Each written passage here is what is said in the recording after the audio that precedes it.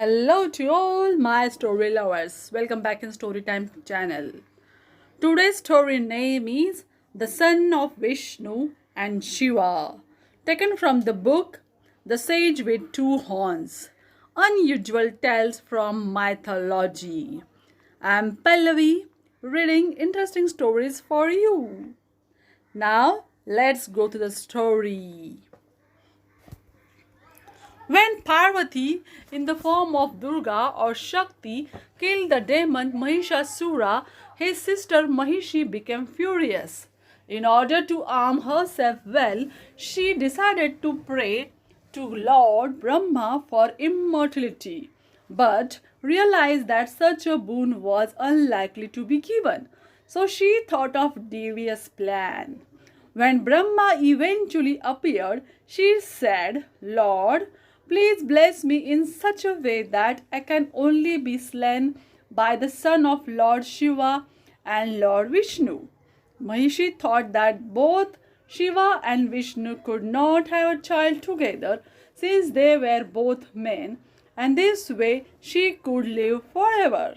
Brahma smiled and said, So may it be. As is the case with most asuras, Mahishi began thinking of herself as unconquerable and turned into a cruel monster. Until the gods and humans alike approached Shiva and Vishnu for desperate relief from her tyranny. Vishnu assured them, Please don't worry. Even though I am a male, I have taken the form of woman of twice. The first time I appeared as a enchanting Mohini during my Kurma avatar at the time of churning of the ocean. My purpose was to distribute nectar to the gods and not the asuras. The second time I became Mohini in order to destroy Bhasmasura, who had the ability to reduce anyone to ashes simply by placing his hands on their head. This time will be no different. I will take the form of Mohini with the purpose of having a baby boy with Lord Shiva as a father. This boy will be known as Hariharaputra or Ayyappan or Manikanta, and he will have a bell around his neck. Soon a bouncing boy was born to Shiva and Mohini. One day the king Rajashekara Pandian of the kingdom Pandalam went on the hunt with his soldiers to thick forest nearby. He was a great devotee of the gods and had been childless for a very long time. That day he heard the wails of a child and tinkle of a bell in the thick forest.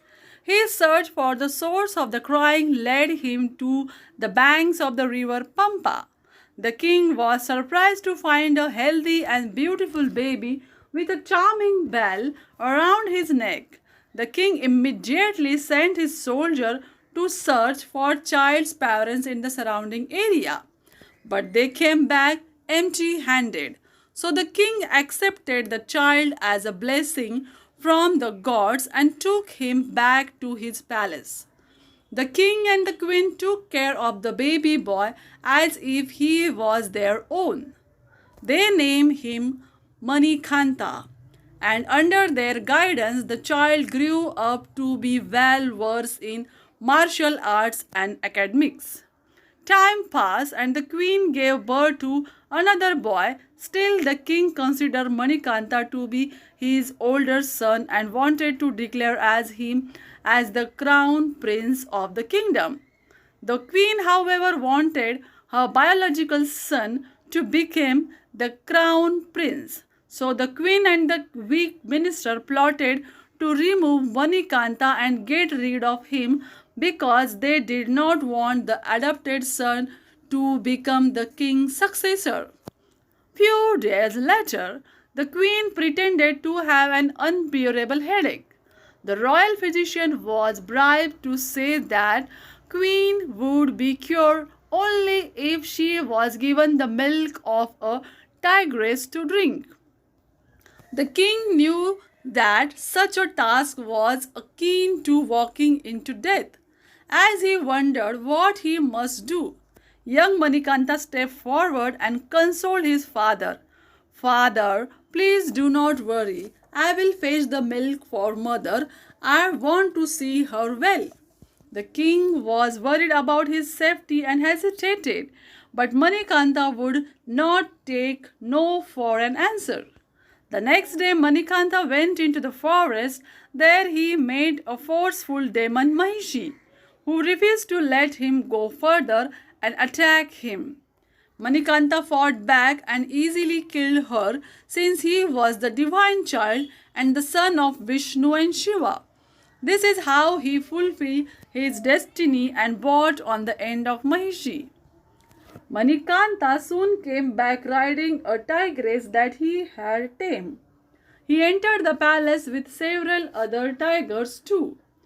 The scheming queen and the minister realized that Manikanta had survived and would inform the king about the elaborate plan.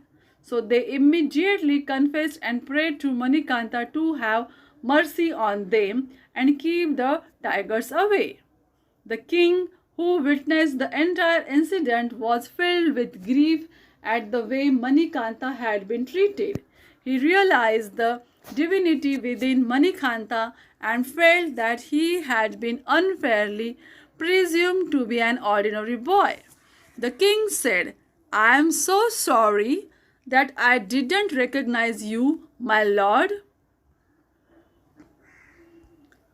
Manikanta embraced his father with genuine love and affection, the kind of bond that exists between father and son, between Yashoda and Krishna too. The king said to Manikanta, Lord, please save me from the cycle of birth and death and give me moksha and bless my family. Manikanta blessed him. He also decided to leave the palace and instructed his father to construct a temple at the Sabrimala, which lay towards the north of the holy river Pampa, and install his deity from there. Manikanta, now called Ayyappa, said, people who come to visit me with faith will get the salvation that they are looking for. He turned to his father and said, Father, I am very grateful that you brought me up with great affection. Since I am living now, do you have any wish? With tears, King Rajashekhara said, I raised you as my son without knowing who you really were. Please visit your kingdom at least annually. I will, father.